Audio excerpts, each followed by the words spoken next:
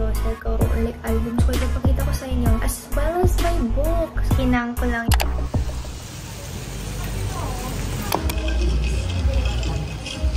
Gusto mo ni carbonara?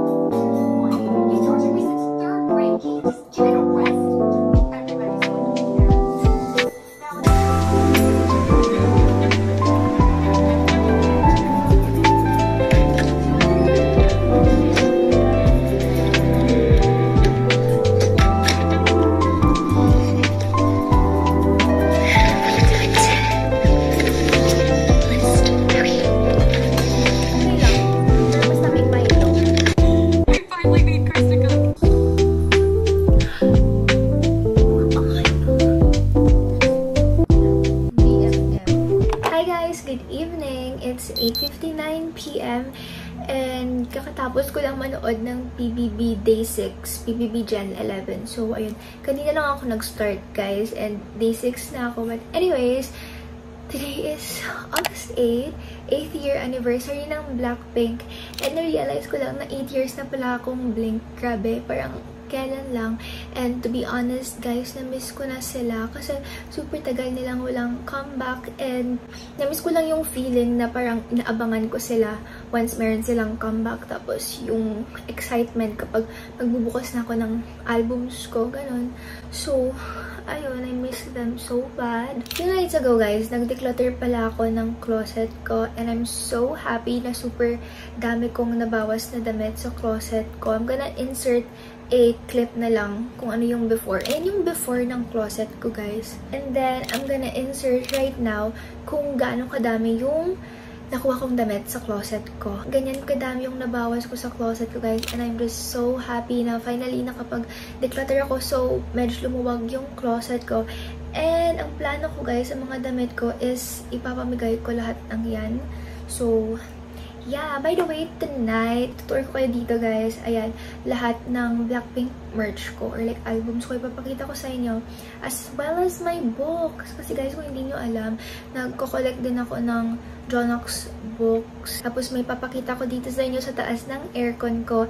And then I'm gonna pack for tomorrow. Kasi guys, babalik na ako sa city. These are my Blackpink albums, guys. So, let's start muna dito. I have a Blackpink light stick. Wala tong battery, guys. So, ayan. And then I have here the Square Up album. This is their first mini album. And then yung Kill This Love. Na-unbox ko to, guys, sa channel ko before.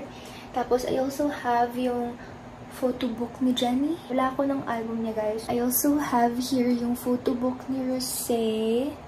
Ayan. Tapos, this is the Born Pink album. Ito yung box ng light stick ko. Tapos, sa likod niya, guys, ayan, I have the How You Like That na album. Dito naman, guys, sa pangalawa, I have 2 versions of Jesus album. Yes, dalawang version yung kinuha ko. And then I also have the album, guys. This is version 4 and this is so pretty. Ma-unbox ko to sa vlog ko before. Vlogmas 2021 or 2022. For 2020. Hindi ko maalala, guys. Pero ayan. Guess kung sino yung bias ko sa Blackpink. It's Lisa! So, ayan, guys. Meron akong photo book niya. So, ayan. 3 photo book. And then, ito yung La Lisa album niya. Let's proceed naman here. Hindi ko na ipapakita yung sa ilalim kasi random stuff. So, yeah, dito sa pangatlo guys, I have here yung photo book ni Hersey. Actually guys, bago ko lang tinanggal sa plastic, yung parang bag, and napansin ko na parang pumangit or parang expired na yung material niya. So, ayun. Anyways, let's proceed here. Meron akong parang dalawang frames here. And nilagyan ko siya ng dried flowers. So, ayan, merong 3 roses dyan. Tapos, nilagyan ko doon ng ribbon, guys. And then, ito naman yung isa, guys.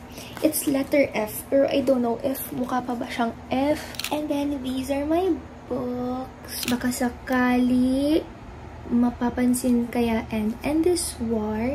Tapos, I also have here yung Heartless and Worthless. And then, Every Beast Needs a Beauty. Tapos, guys, I have itong Castellano series 1 and 2, Scorching Love and Waves of Memories. Tapos, more books, guys. Itong dalawang to, guys, nabili ko to like siguro mga 2019, 2020. Actually, hindi ko na matandaan kasi super tagal na nito. And nakita ko lang to sa Twitter. Tapos, bumili ako sa Shopee. So, ayan.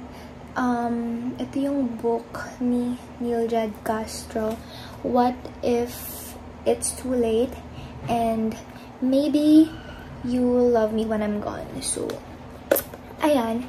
And then I also have here Chase and Hearts, Why Do You Hate Me, Training to Love. So, ayun lang guys, yung mga Blackpink albums ko, at yung mga drawn-outs books ko. This is the next thing I wanna show you guys. Hinang ko lang yung mga photo booth namin ni Heart. So, ayan, lahat ng pictures namin. Wow!